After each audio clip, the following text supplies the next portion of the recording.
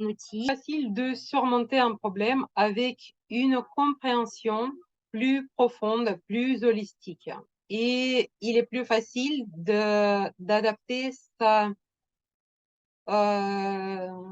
communication avec un outil global de compréhension tel que la spirale dynamique.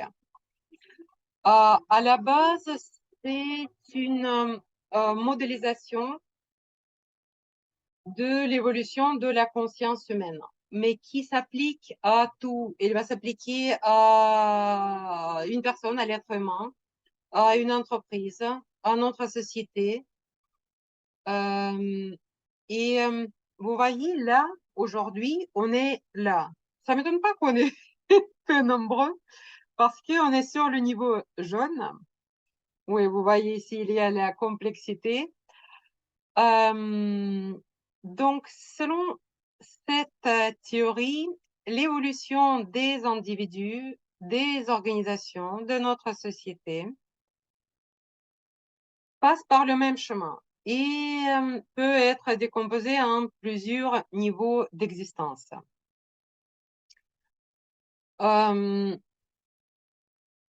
Les niveaux d'existence alternent ceux qui sont centrés sur l'individu et ceux qui sont centrés sur le collectif. On commence il y a environ 100 000 ans avec le niveau beige, c'est l'homme préhistorique, l'homme instinctif qui est dans le survie, c'est vraiment mode animal. C'est les réflexes, le survie, c'est notre cerveau reptilien qui est en œuvre. Je vois, je veux, je prends, je réfléchis pas aux conséquences. Pour une personne, c'est vraiment au niveau de naissance que l'enfant se trouve, le bébé se trouve à ce niveau. Puis on passe au niveau violet. Violet, il y a environ 50 000 ans, ça commence avec la sédentarité où on passe au monde magique, fusionnel, tribal. C'est l'appartenance au clan.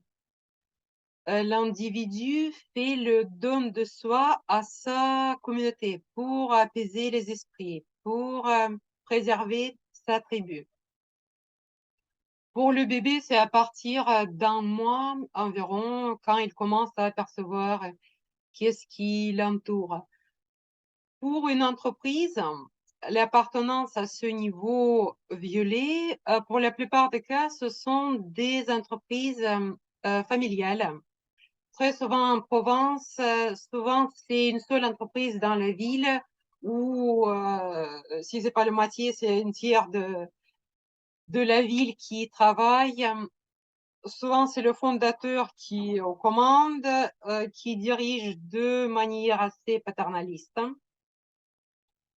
Et la majorité de personnel est présente depuis de nombreuses années. Les employés se connaissent tous, ils connaissent le fondateur, c'est vraiment le climat de clan. Et puis, en parlant de notre évolution, on passe au niveau rouge, où l'homme réalise que il existe en tant qu'individu, que ses besoins sont différents de ceux de membres de sa communauté. Et là, on est dans égocentrique, impulsif. C'est le jeu, c'est la puissance, c'est la domination, c'est l'honneur, c'est le monde et la jungle, c'est l'égocentrisme absolu. Moi d'abord et tout de suite en plus. Aujourd'hui, il y a encore une bonne vingtaine de populations qui vivent sur ce niveau. Pour l'enfant, c'est vers l'âge de 2 ans. C'est la première révolte. Pour les entreprises, ça peut être encore une fois sur deux niveaux, au niveau de l'individu et au niveau de la structure. Parfois aujourd'hui, les entreprises sont horrifiés quand ils voient des jeunes. Souvent, c'est des jeunes pas qualifiés ou peu qualifiés et qui ont vraiment des fortes remises en cause de l'autorité, de l'encadrement, qui ont un absentéisme très fort, ils peuvent être en retard, il y a des incivilités, parfois même des violences. L'entreprise, d'habitude, elle sait pas gérer ce genre de comportement. Le rouge vit dans l'immédiat. Il est rarement capable de se projeter à long terme. Ce sont aussi des émeutes urbaines, comme on vient de les vivre. On n'a pas vraiment de revendications. On détruit tout, on brûle les voitures, soit pour piquer quelque chose, soit juste parce qu'on a envie. Le rouge aura des difficultés à apprendre par des instructions écrites. Il faut lui expliquer. Comme il se projette pas dans l'avenir, la réaction à son attitude doit être immédiate. Il faut tout de suite récompenser le comportement qu'on juge positif. Il faut être très ferme quand on le juge négatif. Par contre, au niveau de feedback, il y a aussi quelques manières à le faire parce que le rouge peut devenir très vite agressif face à un feedback négatif. Il faut bien montrer qu'on est fort, hein, qu'on le respecte et ce qu'on lui propose, ça va dans le sens de son intérêt personnel. Cette dominante rouge, au niveau de structure, on rencontre souvent là où personnel est en majorité masculin. Ça peut être un club de foot, ça peut être aussi le service de production. Et si il y a une femme qui dirige cette unité de production, elle peut essuyer des expressions machistes. Son autorité sera contestée. Ses ordres peuvent être plus ou moins appliqués. Là, pareil, il faut pas hésiter à montrer sa force, son autorité, mais bien sûr dans le respect envers les salariés. Puis il y a le bleu qui apparaît. Si on revient vers l'histoire de l'humanité, bleu c'est hiérarchique, normatif, c'est l'ordre, moralité, statut social. Ce sont des religions, c'est l'État. C'est dans le plus récent, ce sont aussi des partis politiques. Là, on rebascule à nouveau vers le collectif, c'est l'obéissance, c'est le sacrifice de soi pour maintenir de l'ordre et pour servir ce qu'on appelle la vérité ultime. Pour un bleu, le monde est contrôlé par une vérité ultime qui punit, qui récompense, et c'est l'obéissance à cette vérité ultime qui donne le sens à la vie ou à la mort d'ailleurs. Et cette vérité ultime, c'est la source de fierté. On accepte vraiment sa place, sinon on se sent coupable et on ne remet pas en cause les règles. Et d'ailleurs, on incite les autres à faire de même. Pour un enfant, c'est vers l'âge de parfois 3 ans, parfois ça peut être 5 à 6 ans, quand l'enfant commence à intégrer les règles et définir des limites. Aujourd'hui, il y a encore environ 30% de la population mondiale qui est sur ce niveau-là.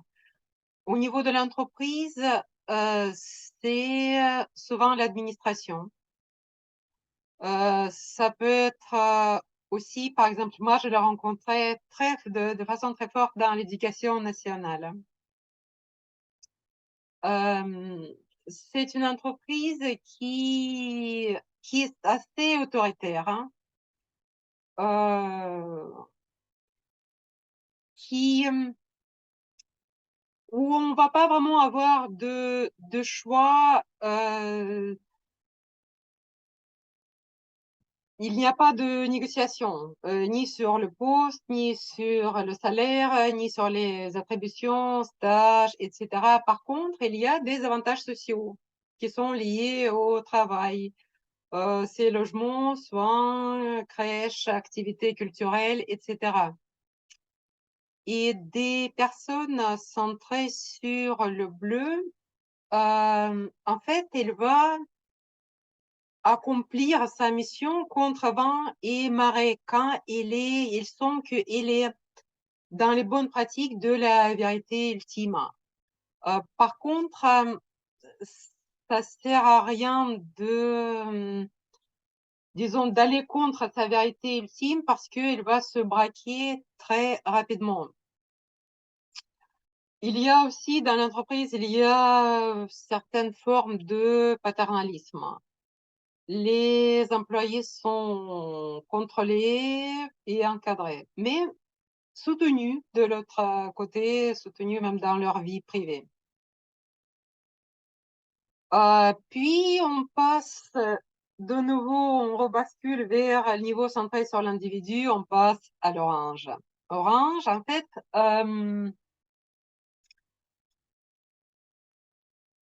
France Télécom a pris son nom actuel après un coaching avec la spirale dynamique. Avec l'orange, l'être humain est là, c'est un petit peu de servir la vérité ultime. Il revient vers soi-même. Et il trouve que peut-être c'est dans l'accumulation des biens matériels qu'il trouvera son bonheur. C'est le rationnel, c'est l'individualisme, c'est la planification, c'est la structure, c'est agir dans son propre intérêt pour gagner. On considère que le monde est plein de ressources et d'occasions de se créer une vie plus prospère. C'est la technologie, c'est le progrès, c'est la compétition comme source d'abondance matérielle. Par contre, on considère les autres plutôt comme des concurrents. Et il est important d'être autonome, d'être indépendant. Aujourd'hui, c'est environ 30% de population mondiale.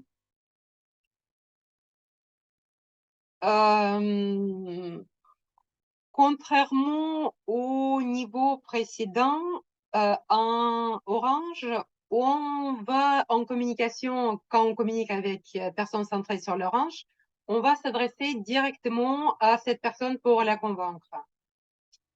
Et il faut savoir qu'il est intéressé par nouveautés, par la réussite, par les validations scientifiques, par le progrès, par les avantages compétitifs. Le critère principal, c'est la rentabilité.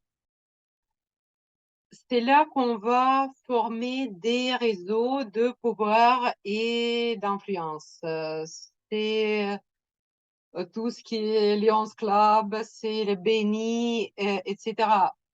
On mutualise des ressources de chacun pour que chacun y gagne quelque chose. C'est vraiment gagnant-gagnant, le concept clé. C'est d'ailleurs aussi bien dans les vies de couple que dans les vies professionnelles. On va négocier tout, on va plus accepter les règles et les contraintes comme sur les niveaux bleus. On va négocier tout. Et par contre, le côté plus négatif, en fait, en entreprise, on parle vraiment des ressources humaines. On considère les gens non pas comme des humains, mais comme des ressources qu'il faut gérer au mieux. Dans une entreprise dominée par Orange, c'est vraiment les résultats financiers qui comptent, même s'il y a un impact sur salariés qui est assez lourd. On va encourager la compétition interne. C'est l'hiérarchie pyramidale. C'est vraiment la décision qui se prend par la direction et qui est descendue vers le bas. C'est typiquement les questions comme qu'est-ce que mon action va me rapporter en termes d'argent et aussi en termes de confort. Quels sont mes objectifs concrètement? Quelles sont des opportunités que je peux saisir? Comment je peux m'améliorer pour progresser? D'ailleurs, ça, c'est d'habitude très marrant quand il y a une personne centrée sur l'ange qui apprend l'existence de la spirale dynamique. Le plus souvent, son idée est comment je peux progresser rapidement au niveau suivant. Il est toujours dans cette espèce de compétition. Mais après, donc, cette certaine dureté de relations humaines et l'utilisation des ressources de la Terre, qui est souvent dans l'extrême violence également, qui va nous faire basculer vers le vert. Vert, c'est l'empathique, pluraliste, c'est ouverture, harmonie, c'est rechercher la paix intérieure et on revient vers la communauté. On revient vers les relations harmonieuses, vers l'acceptation de différents points de vue, vers le partage des émotions. C'est vraiment, si avec le bleu, c'était sacrifier le soi pour plus tard avoir le récompense, vert, il peut se sacrifier, mais pour avoir ici maintenant l'harmonie pour soi et pour les autres également. On considère que la terre, c'est notre maison commune et les ressources nous appartiennent à tous. C'est l'émergence d'un nouveau système de valeurs, aussi bien en entreprise que les valeurs personnelles. On comprend que les gens ont besoin souvent d'être épaulés, d'être valorisés. Les décisions, on les prend par le consensus. On discute, on évoque les émotions, on essaie de faire adhérer tout le monde à l'idée qui est en train d'être promue. Ce qui est bien, il y a déjà les entreprises qui existent à ce niveau-là. Ils sont pas très nombreuses pour l'instant. C'est en France, ce qui me vient à l'esprit, c'est Favi, c'est dans les pièces détachées d'automobiles qui se positionnent comme entreprise libérée. C'est Ambiance Bois, qui est dans le sud, je crois, qui est une SAPO. Juridiquement, c'est Société anonyme des participations ouvrières, quelque chose comme ça. C'est Semco en Brésil qui font maintenant Semcostal. Il y a plein d'entreprises ce genre aux États-Unis, donc ça commence vraiment à être promu de plus en plus. C'est une entreprise où il fait bon de vivre. Par contre, les côtés négatifs, c'est que quand on cherche le consensus, on peut discuter pendant des heures. Et plus il y a les gens qui adhèrent à cette idée, plus on va discuter longtemps. C'est pour ça aussi, très souvent, les entreprises vertes sont divisées en un certain nombre d'unités. On ne discute pas au niveau de toute l'entreprise. On discute au niveau des unités avec un nombre limité de personnes. Il y a même une ville en Espagne qui vit selon ces règles. Je m'en souviens plus déjà de nom, ça me revient pas. Donc, on essaie vraiment, c'est aussi notre génération X, qui sont d'ailleurs pas du tout dans l'orange, ils sont un peu motivés par le challenge. C'est pour ça aussi, l'entreprise, souvent, c'est pas trop comment les gérer. ils n'ont pas de plan de carrière précis, ils souhaitent vivre en accord avec leurs valeurs, ils souhaitent pas vraiment grimper les échelons, mais être dans l'honnêteté, responsabilité sociale, dans le plaisir, dans le développement de talent, dans la chaleur, convivialité, franchise, confiance, etc. Donc, comme j'ai dit, seule limitation, c'est le temps qu'on peut mettre pour exprimer nos émotions et pour atteindre le consensus. Et c'est ça qui nous fait après basculer dans le jaune. Et c'est là, encore une fois, c'est notre monde d'aujourd'hui. C'est le monde où la complexité augmente. Par contre, c'est le premier niveau du deuxième cycle. Qu'est-ce que ça veut dire le deuxième cycle? On sort des peurs systémiques. Si au premier niveau, c'est le peur de ne pas trouver la nourriture. Dans le violet, c'est une peur de ne pas avoir du refuge. Dans le troisième, c'est d'être victime dans le rouge, être victime des autres. Dans le bleu, c'est d'être puni par les vérités ultimes. Dans l'orange, c'est ne pas avoir de statut obtenu par soi-même. Dans le vert, on est peur d'être rejeté socialement. Là, quand on est au niveau de jaune, on est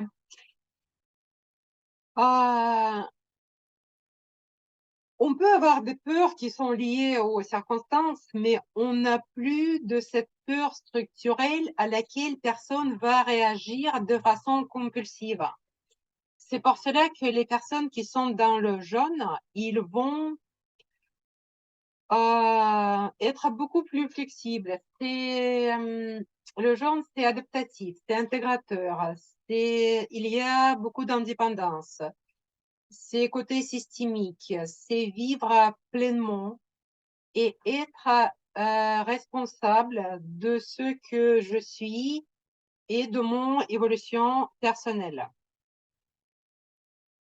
C'est estimé environ à 5% de population actuellement. C'est à ce niveau-là que l'être humain devient vraiment libre, indépendant, responsable de soi, de sa vie. C'est exprimer le soi, mais pas aux dépens des autres. C'est être sensible aux problèmes globaux. C'est vraiment comprendre comment, en fait, le jaune, il peut monter et descendre sur toute la spirale. D'ailleurs, comme vous voyez ici sur la petite spirale,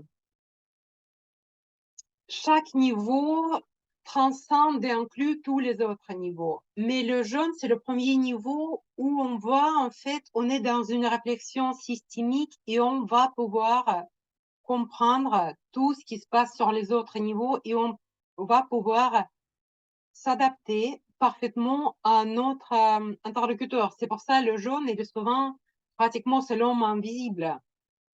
Il va parler avec personne de chaque niveau, il va s'adapter son niveau de communication. Il n'est pas de volonté de se mettre en avant. Il n'est pas dans l'image, contrairement à Orange. Il va agir pour être dans la fonctionnalité maximale, mais limiter son impact pour avoir l'impact minimal. Et c'est vraiment, il est autonome, il est responsable, il est peu exigeant. C'est le niveau où euh, finalement on n'a pas trop de besoin. On a vraiment dans le plaisir, dans l'expression de soi. Sur le pyramide de Maslow, on est sur l'aboutissement, on est sur le développement de soi. Et puis, il y a le niveau turquoise pour justement, on est bien, pour dépasser notre niveau de complexité, on va être sur le niveau de vision holistique du monde. Là, la personne qui est sur ce niveau, professeur Claire Graves, qui a développé pendant, il a mis quelque chose comme 20-25 ans pour développer les spirales dynamiques. Et lui, il disait qu'il a rencontré, pendant sa vie, il a rencontré, je sais pas, 7, 8 personnes qui étaient au niveau turquoise. Donc, c'est pas encore acquis pour nos entreprises et pour notre société. Mais c'est un peu, c'est les visions vers quoi nous avançons, vers quoi notre histoire nous amène. C'est vraiment se sentir connecté. C'est un peu le yoga, connexion au monde, à l'univers entier.